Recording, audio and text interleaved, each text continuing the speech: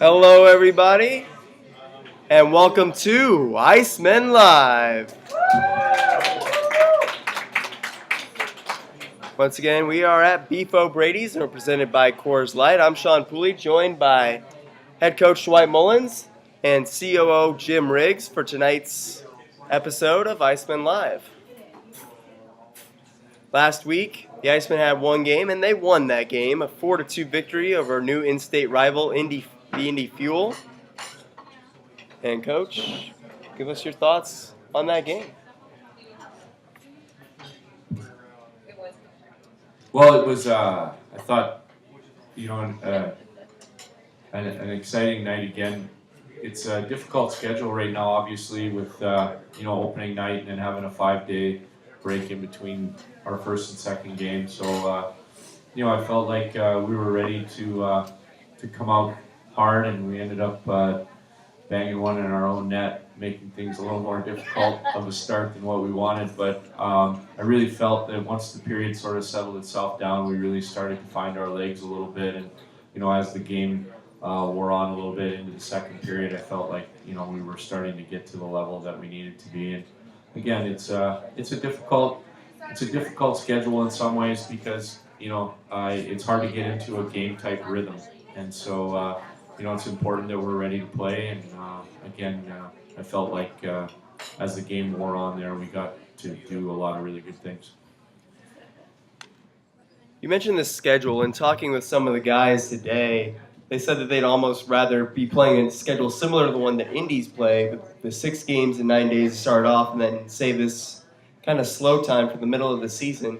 How does your team battle that, easing into the season and try to avoid any sort of ice rust or anything as they have that week off between games? Well, again, I think that, in 2 weeks they're going to wish they were back to the schedule that we have now. So, you got to be careful what you wish for. And again, I think that it's our responsibility as a staff and my responsibility as a coach to make sure that we're doing the right things in preparation for the games and that we're ready when the puck drops, regardless of the layoff. Again, I think that it does present some challenges, but at the same time, I look at it as a real positive, and especially if you can come out on the top side of those games, it's it allows guys to be fresh, ready, hungry, and again, I don't mind it. Good points there, Coach. You mentioned earlier that goal that Indy scored early in the game. We scored. We scored, yeah. Very, very fluky goal there.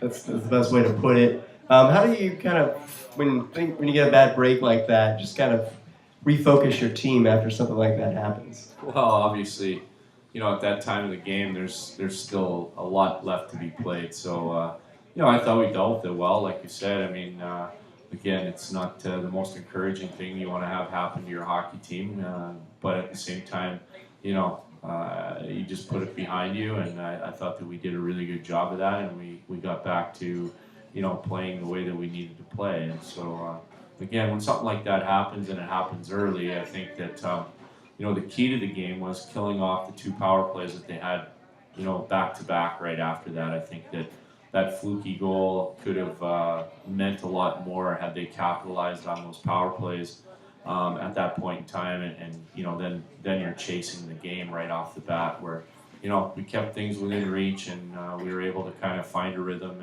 and be able to overcome, that little hiccup. Good points there, Coach. You mentioned the power play, obviously, or the penalty kill. Indy coming in with a very hot power play into that game. How were you able to slow them down? Well, I think that obviously we had the luxury of breaking down some things that we wanted to do and take away some things. They have a couple of dangerous players that have really, produced early, and I feel like, we were able to put together a game plan that made things a little more difficult. And a lot of times, your penalty kill is only as good as the sacrifice that the guys are willing to make, and you're only as good as your goaltender, and I feel like we have those bases covered. Great points there, Coach. You mentioned the talented players that Indy has out there. Zarnik was leading the league in points going into that game, and you guys managed just completely to take him out of the equation. I don't think I ever called his name throughout the night. How were you able to shut down a guy who's been their focal point of their offense throughout the season? Well, I don't think that it's anything in particular other than just how I want our team to play or our team game. I think that regardless of who we have on the ice, there's certain responsibilities that we have to have, and I felt like we executed those at a pretty high level, and so. That going into that, if you have some consistency that way with your team game, then it makes it difficult on some of the opposition players. Going back to that fluky goal they scored, is it the flukiest goal you've ever seen? I don't know if that's even a word, but have you seen anything flukier than that? Yeah, I've seen a lot worse. I really have. I've seen a lot worse. Not that it's happened to us, but I know a couple years back in the NHL. There was a goal scored by the Edmonton Oilers on the Dallas Stars. The Dallas Stars had pulled their goalie, and the player went back for the puck and fell down in the crease, and the Oilers had just tapped it in for a tying goal when it was literally 5 seconds left in the game. So there's some things that'll happen from time to time. You can't help that, but again, for us, it happened early, and I think we dealt with it well, and we were able to move on. All right, switching gears away from Indy's fluky goals, let's talk about the goals that the IceMen got in this game. Starting first and foremost with the deflection by Kevin Harvey. Again, Kevin's a guy that goes to the hard areas of the ice. He's wants to be involved in the play, and when you go to those areas, things are going to happen. And he's a competitor, and when he's in those areas, he finds a way. The puck finds him, and I thought he did a great job. Kevin Harvey will be a guest on this program a little later on.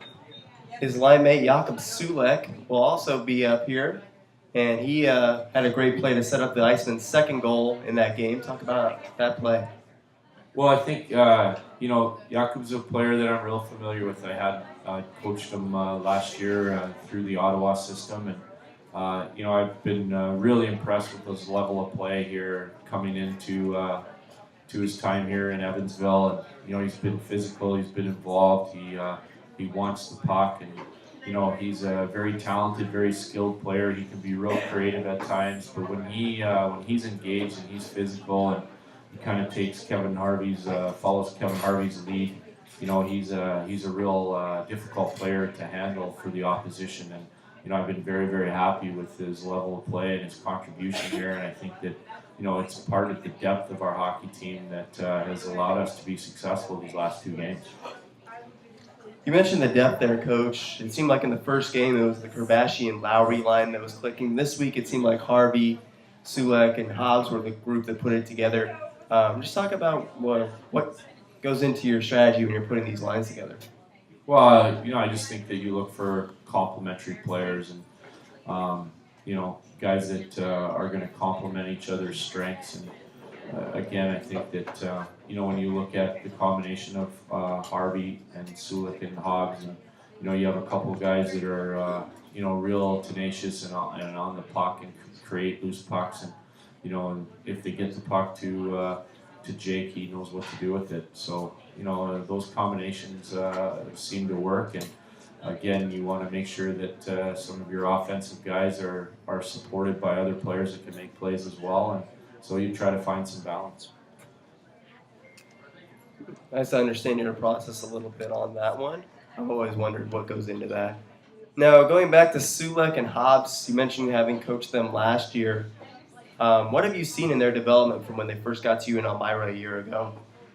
Well, I think that the big thing is that, coming in as a first-year pro, you're not really know what to expect, especially when adversity hits and how you deal with it. I think that both have matured a lot, and both are really at a great place where they can contribute here on a more consistent basis, and their game is more consistent. I think in your first year as a pro, you're still trying to find out, what the expectations are, what kind of player that you really need to be to get to the next level.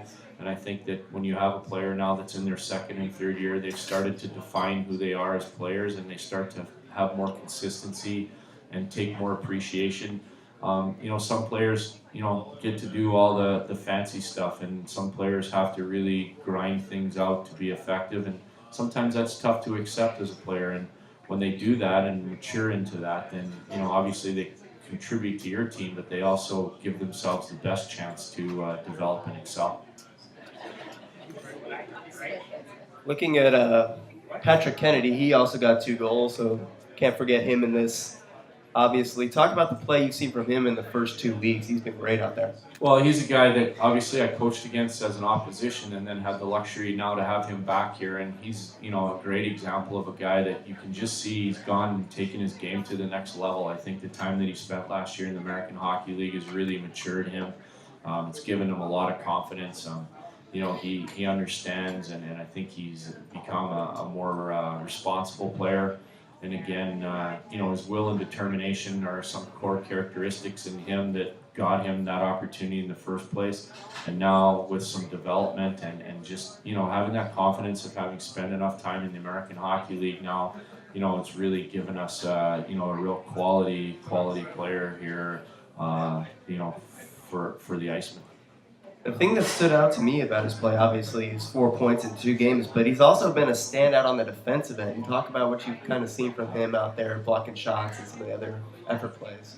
Well, especially at the next level and to be successful at any level in pro hockey, you have to be responsible in all 3 areas of the ice. And if you're not, you don't get the opportunities. You don't get the opportunity to get any ice time. If a coach can't trust you on the ice, then you're probably not hitting the ice too much. So again, I think it's a key characteristic of his game. He takes a lot of pride in it, but you can see why he has to take a lot of pride in it, or at the next level he doesn't get an opportunity to play. So those are, again, like I said, some development characteristics that are just starting to be ingrained in him, that he takes a lot of pride in, and he has to stay consistent in, because if he gets the opportunity to go again, he's going to have to play that same way. And so that's what we encourage our players to do, is to be who they are here. Don't be something that you're not. Rely on your strengths. And if we do that as a group, then we're positive. Great points there, Coach. I know the fans here are excited to have Kennedy back with the team. Come on, give me a better woo than that. Let's go.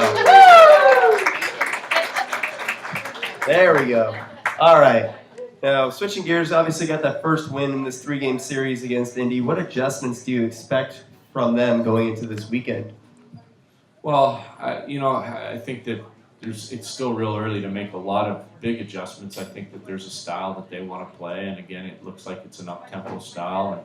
And at the same time, too, I think that there's some things that we need to do a little bit better that can make things a little bit easier on ourselves. I think that the more we can have puck possession deep in the offensive zone and make some plays and use the back of the net a lot, I think it really causes a lot of problems. But again, it's a team that I think can be dangerous, if you give them some offense and give them some space. I thought Cal Barrett, bailed us out a few times on a couple of breakdowns that, could have been costly. So, I think there's some areas there where we need to clean up. But at the same time, it's going to be a lot of the same thing that we saw here on Saturday night, I would see Friday. Hopefully without scoring in our own net, right? Yeah, we'll leave that. What? We'll pass on. Yeah, sounds like a good plan. I'll now bring in my co-host, Jim Riggs. Jim, you have anything that you wanted to add to this interview? Tell everybody, Dwight, how you prepare differently when you're going on the road, especially when you're going to Indianapolis, where we leave the day of the game. Okay. Yeah, I think that's a great question. I think that, obviously players' routines change when you have a home game compared to a road game. Everything kind of gets pushed up a few hours based on travel. I think it's important that we don't have any trouble with our time of arrival. I like to get the team there early so that they can just kind of relax. A lot of guys like to have a cup of coffee, maybe read the paper a little bit, just kind of relax, start to get a stretch and a little bit of warm up. So we try to get into a place early. I think, as a coach, I think your message to your team is that you really want to let the game develop. You don't want to be chasing the game early. I think you want to just keep some things real simple. Again, just having been there, it's a really neat atmosphere, and it can be an exciting atmosphere. So it's important that we know how to handle that a little bit. But I think that the big thing is just keeping things simple and finding your way, letting the game kind of develop. How about any fear that it's 3 games against the same team? That can be, in the old days, that could be a problem, especially as they have that skilled hockey player, Garrett Klotz. Well, obviously, I think rivalries are born usually when there's most on the line or when there's, a common opponent. And so, I think the fact that we do have our next, these 3 games in a row, I think will really only add to the excitement. I think that, again, it's something that as a coach you can start to prepare your game plan overall and just look to make minor adjustments. All in all, though, I think that it's exciting for the players because the players start to, like I said, have that little bit of nastiness towards each other, and again, it gets competitive.